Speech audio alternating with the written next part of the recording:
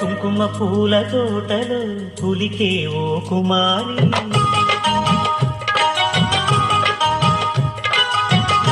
బంగారు చీరలు మెరిసే ఓ వయ్యారి.